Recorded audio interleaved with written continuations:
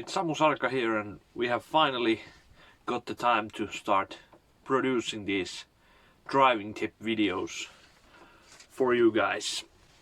It's been a long journey to get all the stuff for this filming and editing, but now I think I have some kind of gear to start producing these videos. Hopefully Finnish summer will last so I can film everything during this summer. These videos are sponsored by RC 4-Wheel Drive. Logo should be here, and Holmes Hobbies over there. Big thanks to them, of course. And this is kind of unique video series because I have not seen anybody doing this kind of stuff from rock rollers or comp crawlers or scales for that matter, for this as large as I will do this. So hopefully it'll be good. And on this series we will discuss about, first on this episode, of course, course building. I will show you how to do that and what to consider while building a good course. Then we will talk about course reading. Of course, that's very important. When you go on course, you need to have some kind of image in your head how to drive it before you go, so that's important. Then we will do general video about uphills, then downhills, then side hilling, which is of course very important, and then we will go a little bit more technical side. We will do a episode from front dig and rear dig, and after that we will do one episode of breakovers, how to handle the breakovers, how to jump or drive them carefully. On the 9th episode we will discuss about driving upside down. It's important also to know how to do that.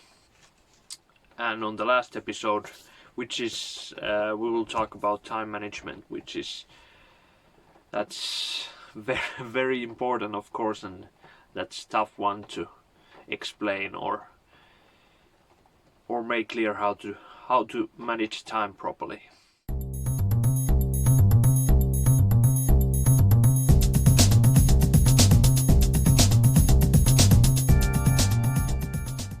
Okay, so basically what you need is 6 tennis balls, either these smaller ones that are meant for dogs or something like that. I got these from Animal Pet Store, and you need 12 of these to get a course of 12 gates, so 10 gates plus 2 bonus gates.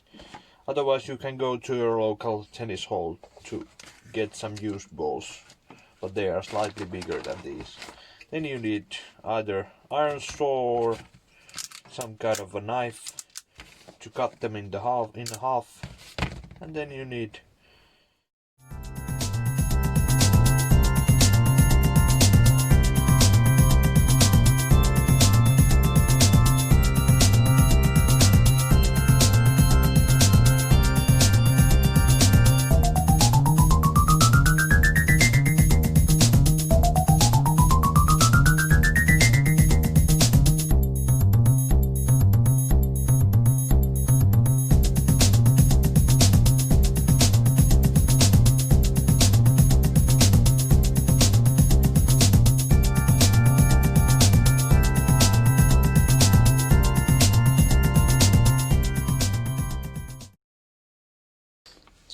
Okay, step 2 is choosing the spot. So first of all you have to take a good look around you where to build the course. Usually I pick 1 or 2 or 3 good spots where to put gates and kind of build the course around them. This time I choose this spot because it has more solid rock than just those smaller rocks, so it was it was my choosing at this point. I could see few gate places here and there, so I had a kind of image in my head where to put them. Step 3 would be planning the gate, so I just start putting the gates roughly the places that I want them to be, and plan it like that, bearing in mind straddleability, so you have to be able to straddle at least one of the gates, so the course will not be impossible that way. Here I put the bonus gate. It can be more hard, and you don't necessarily have to be able to straddle the bonus gates, because that'll earn you more points, and it's not necessary for the progresses of the course. But I just look around and see in my head the places where to put the gates. It's impossible to guide how to do that, but practice makes perfect in this case. There's another bonus. Then step 4 is to measure and mark. First of all, you check that the gate is minimum of 16 inches, so it will be legally sized. And then you put kind of easier gates you can put on the minimum width, but the harder gates you can also put wider. There you can see the other way of marking the gates, putting a point under the gate, but personally I like better to mark around the gate, so it's easier to spot where it has been, like I will show you now. They're around the ball. But yeah, there is no good guide for course building. You will just have to try and make it better.